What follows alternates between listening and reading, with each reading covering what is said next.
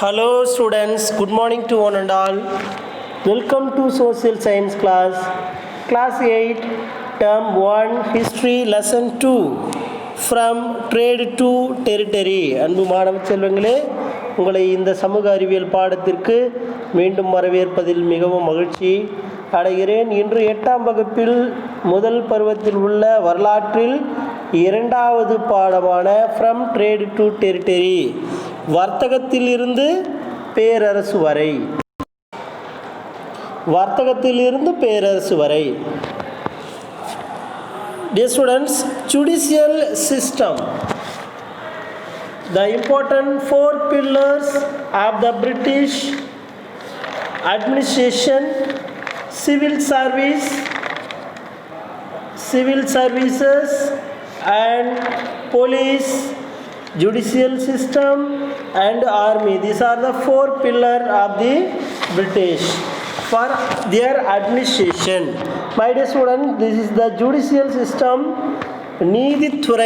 நீதித்துறை இந்த ஆங்கிலேயரின் ஆட்சியின் கீழ் இந்தியாவில் எவ்வாறு செயல்பட்டது என்பதை அறிவிருக்கிறோம். In 1772, the dual government was abolished and the company took over the direct responsibility for the collection of revenue as well as administration of justice.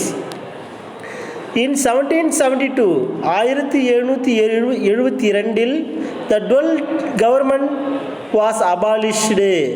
இரட்டை ஆட்சி முறை, dual which means two, இரட்டை ஆட்சி முறை 1772 ஒழிக்கப்பட்டது அல்லது அழிக்கப்பட்டது.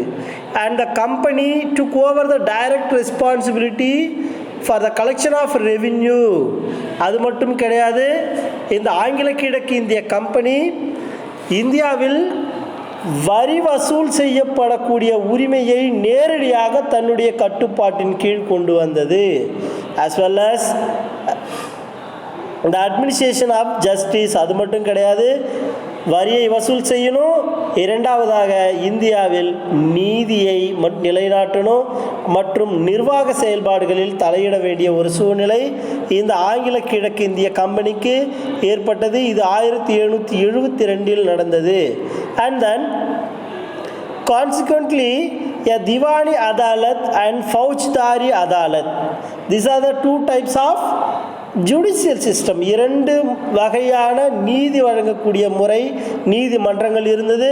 ஃபர்ஸ்ட்ல திவானி அதாலத் என்கிற உரிமையியல் நீதிமன்றம், ஃபௌஜ்தாரி என்கிற குற்றவியல் நீதிமன்றங்கள் எஸ்டாப்ளிஷ்டு நிறுவப்பட்டது by the regulating act of 1773. 1773 ஆண்டில் கொண்டு வரப்பட்ட ஒழுங்குமுறை சட்டத்தின்படி இந்தியாவில் திவானி அதாலத் மற்றும் பௌஜ்தாரி அதாலத் என்கிற இரண்டு விதமான நீதிமன்றங்கள் உருவாக்கப்பட்டது. A Supreme Court was set up in Calcutta. இது கல்கத்தாவில் இருக்கக்கூடிய உச்ச நீதிமன்றமாக செயல்பட்டது. இந்த உச்ச நீதிமன்றம் இந்தியாவிற்கும் பொதுவான ஒரு நீதிமன்றமாக செயல்பட்டது. So first Supreme Court was set up in Calcutta in 1773 Act. 1773 ஆண்டு சட்டத்தின்படி இந்தியாவில் கல்கத்தாவில் முதல் நீதிமன்றம் நிறுவப்பட்டது. And then this court consists of a chief justice, ஒரு முதன்மை நீதி வழங்கக்கூடிய நீதிபதி இருக்கணும். a chief justice இருக்கணும், முதன்மை நீதிபதி இருக்கணும். and 3 puisne judges, மற்றும் அவர்களுக்கு இணையாக இருக்கக்கூடிய 3 நீதிபதிகள் இருக்கணும். who were appointed by the crown. இந்த நீதிபதிகள் அனைவரும் அங்கு இருக்கக்கூடிய மன்னரால் நியமனம் செய்யப்பட்டார்கள். ஸோ இங்கிலாந்தில் இருக்கக்கூடிய மன்னர், பிரிட்டிஷ் கிங் ஆர் குவீன், அவங்க தான் இங்கே அவங்கள பதவியில் அமர்த்தி இருந்தாங்க. This court decided civil and criminal, ecclesiastical and military access cases. This court decided, எதெல்லாம் தீர்மானம் செய்து தீர்ப்புகளை வழங்கியது? சிவில் சிவில் வழக்குகள், கிரிமினல் குற்றவியல் வழக்குகள் போன்ற பலவிதமான வழக்குகளை விசாரித்தது. அண்ட் மிலிட்ரி கேசஸ், இராணுவத்தில் இருக்கக்கூடிய வழக்குகளை விசாரித்து அவர்களுக்கு தீர்ப்புகள் வழங்கப்பட்டது. On the model of the supreme court of Calcutta, கல்கத்தாவில் இருக்கக்கூடிய உச்ச நீதிமன்றத்தின் மாதிரியை போன்று எ சுப்ரீம் கோர்ட் உயர்நீதிமன்றம் எஸ்டாப்ளிஷ்ட் இன் மெட்ராஸ், உயர்நீதிமன்றம் மதராஸில் உருவாக்கப்பட்டது 1801.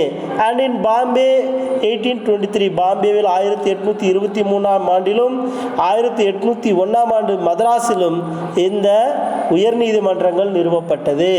William Bentinck started jury system in Bengal, jury என்கிற நீதி வழங்கக்கூடிய துறையையும் இந்த வங்காளத்தில் இருந்த கவர்னர் வில்லியம் பெண்டிங் ஸ்டார்ட் பண்ணார்.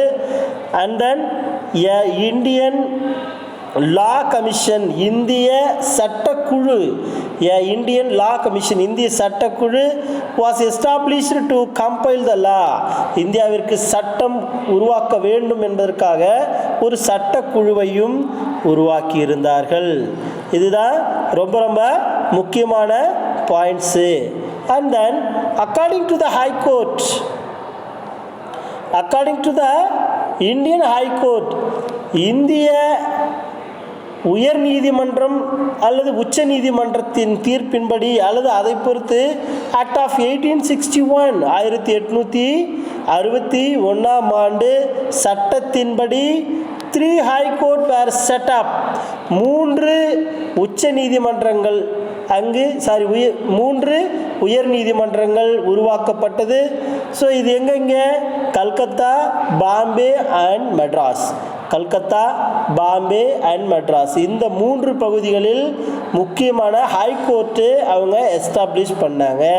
இன் place of the old supreme court, அங்கே ஓல்டஸ்ட் பழைய சுப்ரீம் கோர்ட் ஒன்று இருக்குது இல்லையா கல்கத்தாவில், ஸோ அதை போன்று சென்னை, இப்போ இருக்கக்கூடிய ப்ரெசன்ட் டே சென்னை, அதாவது which means Madras, Bombay, Mumbai and Calcutta, so இந்த பகுதிகளில் அதே மாதிரியான நீதிமன்றங்கள் நிறுவப்பட்டது.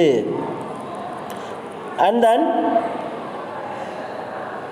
Sir Eliza Imbe was the first Chief Justice of the Supreme Court at Fort William in Bengal. வங்காளத்தில் தான் முதல்ல சுப்ரீம் கோர்ட் இருந்தது. So Sir Eliza Imbe was the first Chief Justice, இந்தியாவின் முதன்மை நீதிபதியாக இந்த Sir Eliza Imbe கருதப்படுகிறாரு. Because he was the Supreme Court Fort William in Bengal. பெங்காலில் ஃபோர்ட் வில்லியம் இருக்குது, பெங்காலில் வில்லியம் கோட்டை இருக்குது. அந்த வில்லியம் கோட்டையில் தான் முதலாக சுப்ரீம் கோர்ட் செயல்பட்டது. அதன் முதன்மை நீதிபதியாக Sir Eliza Imbe செயல்பட்டார். It is the very very important GK for the everyone. And then Sir Tiruvarur Muthusamy was the first Indian Chief Justice of the Madras High Court. Madras மாகாணத்தின் முதன்மையான நீதிபதியாக இருந்தவர் sir Thiruvarur Muthusamy, திருவாரூரை சார்ந்த முத்துசாமி என்பவர் இருந்தார். He was the first Indian Chief Justice of the Madras High Court. எப்படி இங்கே India முழுவதற்கும் இந்த Sir Eliza Imbe முதன்மையான ஃபர்ஸ்ட் சீஃப் ஜஸ்டிஸ், முதன்மை நீதிபதியாக இருந்தாரோ அதை போல இங்கு மதராஸ் மாகாணத்திற்கும் முதல் தலைமை நீதிபதியாக இந்த சர் திருவாரூர் முத்துசாமி இருந்தார். Dear student, this is the end of the justice system under the British rule. So நம்ம ஆல்ரெடி பார்த்துருந்தோம், இந்த பிரிட்டிஷ் ரூல் இந்தியாவில் நிறைய பலவிதமான ஒரு முன்னேற்றங்களையும் தாக்கங்களையும் நாம் ஏற்படுத்தி இருந்தாங்க அவங்க. ஸோ அதுவும் குறிப்பாக அந்த 4 pillars அப்படின்னு சொல்லுவோம். சிவில் 4 pillars அப்படின்னு சொல்கிறது சிவில் சர்வீசஸ்ன்னு சொன்னோம். குடிமை பணி, அண்ட் தென் ஆர்மி இராணுவம், அது ரெண்டுமே முக்கியமான பில்லராக அவங்களுக்கு இருந்தது. அண்ட் தென் போலீஸ் காவல், பலவிதமான காவல்துறை இந்த கார்ன்வாலிஸ்லாம் உருவாக்கி இருந்தாங்க அப்படின்றத பார்த்துருந்தோம். ஃபைனலி த ஜஸ்டிஸ் சிஸ்டம், நீதி முறை அல்லது நீதி வழங்கும் முறைகள் அவர்களுடைய அணுகுமுறைகள் நிறைய வேறுபட்டன என்பதை நாம் அறிந்து கொண்டோம். Dear students, thank you for watching this video and have a great day.